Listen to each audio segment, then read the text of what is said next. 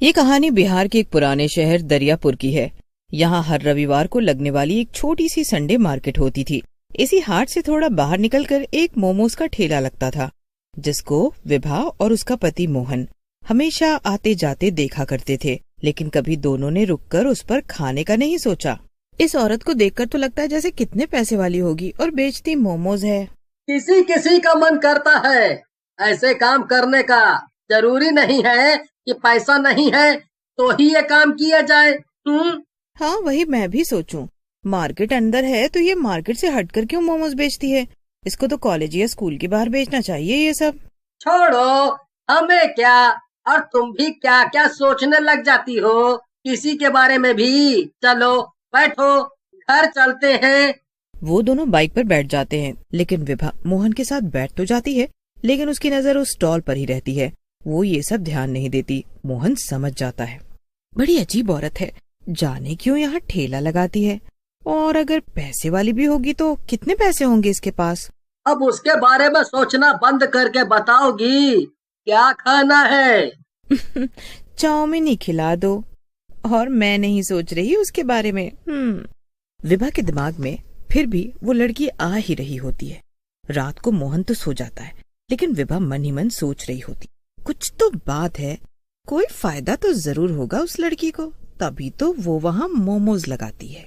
हमेशा लाल lipstick fancy कपड़ों में खड़ी रहती है। ऐसे कौन मोमोज बेचता है? क्या वो कुछ अलग डालती होगी अपने मोमोज में? अब सो भी जाओ विभा, कब तक सोचना है मोमोज के बारे में? अरे नहीं, मैं वो नहीं सोच रही हूँ। दोनों सो जाते हैं। कुछ दिनों बाद विभा गर्भवती हो जाती है। दोनों बहुत खुश हो जाते हैं। मोहन अपनी बीवी से बहुत प्यार करता है। मेरा ऐसी हालत में कुछ कुछ खाने का जी हो रहा है, क्या करूं? अरे ये क्या सोचना, मैं हूँ तो मुझे बताओ क्या खाना है। विभा मोहन को रोज कुछ लाने को कहती है और मोहन वो लेकर भी आता है। एक दिन की बात है, विभा की तबीयत कुछ ठीक नहीं थी। सुनिए, आज मेरा खाना बनाने का बिल्कुल मन नहीं है। क्या आप आज बाहर खा लेंगे और रात में ऑफिस से आते समय कुछ लेते आना? हाँ कोई बात नहीं, तुम आराम करो, मेरी फिक्र मत करो, बस बताओ तुम क्या खाओगी। हाँ, सही बोलूं तो मुझे उस औरत के ठेले वाले मोमोज खाने हैं। बस इतनी सी बात, मैं आज लेते हुए आऊंगा।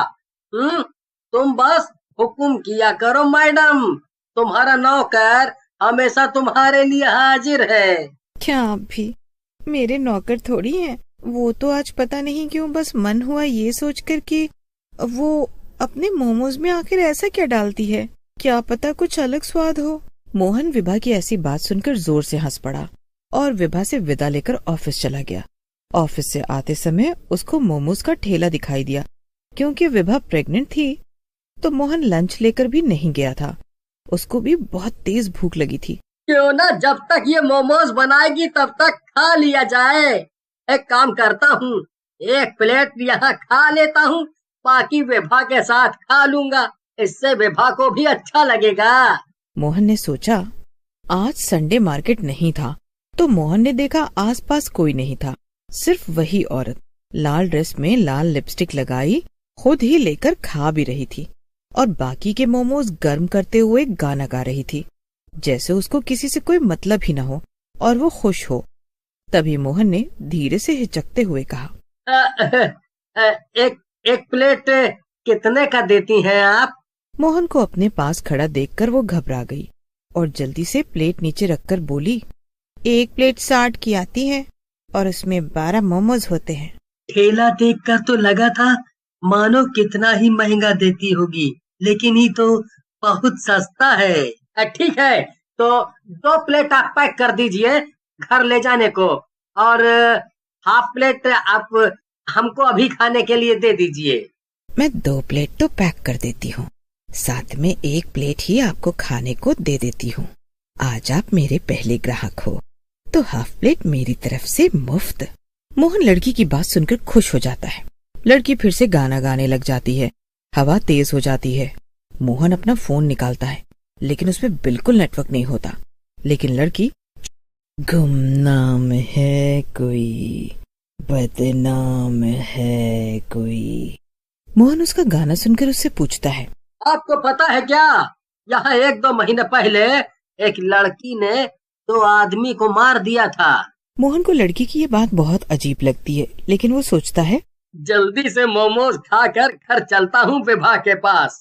ये रहे सर आपके गर्मा गर्म मोमोज, वो भी फुल प्लेट। आप ये खाओ, तब तक मैं घर के लिए मोमोज पैक कर देती हूँ।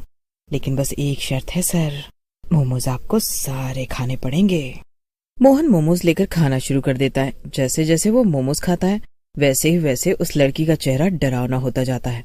मोहन बहुत डरने लगता है क्योंकि आसपास कोई भी नहीं होता। क्या हुआ सर, खाओ ना, सारे खाने हैं आपको। अब उस लड़की की आवाज भी भारी होती चली गई थी।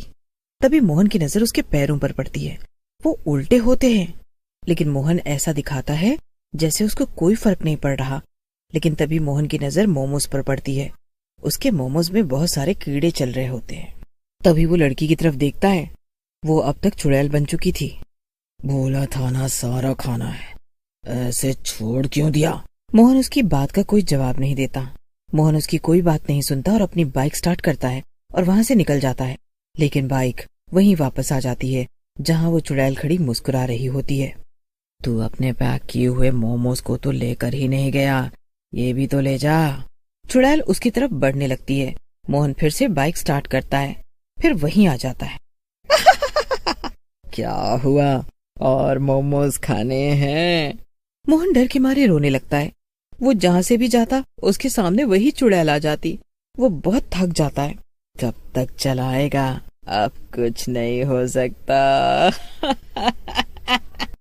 फिर एक अलग सी ही आवाज में चुड़ैल बोलती है, आपने अपने मोमोज तो खाए ही नहीं सर।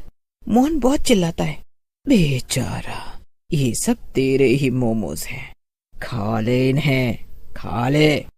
लेकिन मोहन एक बार फिर हिम्मत करके अपनी बाइक शुरू करता है। वो बाइक चलाते हुए आंखें बंद कर लेता है। तभी उसको सामने से 2 पुलिस वाले दिखाई देते हैं। वो उसको बुलाते हैं।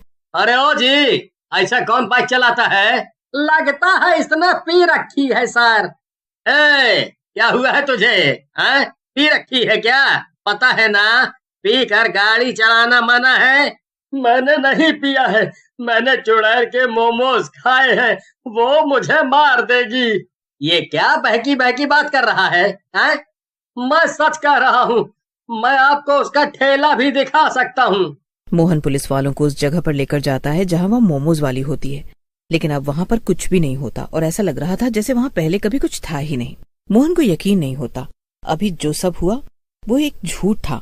मोहन की हालत अब बहुत खराब हो चुकी थी। उसकी तबीयत के साथ साथ उसका मानसिक हालत भी बहुत खराब होने लगा था। दोनों पुलिस वाले व्यवहार के बहुत अच्छे थे। उन्होंने मोहन से कहा, चलो मैं तुम्हें तुम्हारे घर छोड़ देता हूँ, यहाँ कब तक ऐसे परेशान रहोगे? मोहन पुलिस वालों की बात मान लेता है, घर पहुँच जाता है। घर पर उसको जैसे ही विभा देखती है रोने लगता है। क्या हुआ जी आपको? किसी ने कुछ किया क्या? किसी ने आपको मारा क्या? विभा बहुत घबरा जाती है। उसने मोहन को ऐसे बेबस कभी नहीं देखा था। जी आप लोगों का बहुत बहुत शुक्रिया जो आप इन्हें घर तक लेकर आए। पुलिस वाले चले जाते हैं। विभा मोहन के पास जाती है और बैठ जाती है और पूछती है। मोहन रोते रोते उसको सारी व्यथा बता देता है। मुझे लगता है उसमें कुछ तो गड़बड़ है, पर इतनी बड़ी गड़बड़ मैं तो आपको वहाँ कभी नहीं जाने देती। अगर मुझे पता होता, मेरी ही गलती है ये सब। अब आप कभी उस रास्ते से मत जाइएगा। आप मुंह हाथ धो लीजिए, मैं अभी खाना लगा देती हूँ। मैंने मैगी बनाई है, आज वही खा लेते हैं। कल से मैं घर पर ही खाना बना लूंगी। मोहन उठकर अपने वॉशरूम में चला जाता है। मुंह धोते हुए उसकी नजर शीशे पर पड़ती है। शीशे पर खून से लिखा होता है, सर आपने पूरे मोमोज नहीं खाए हैं ना? मोहन की नजर एकदम से विभा की लाश पर पड़ती है, जिसको देखकर मोहन को हार्ट अटैक आ जाता है और वो भी मर जाता है। चुड़ैल का मकसद अब पूरा हो जाता है और वो जोर जोर से हंसने लगती है और फिर गायब हो जाती है।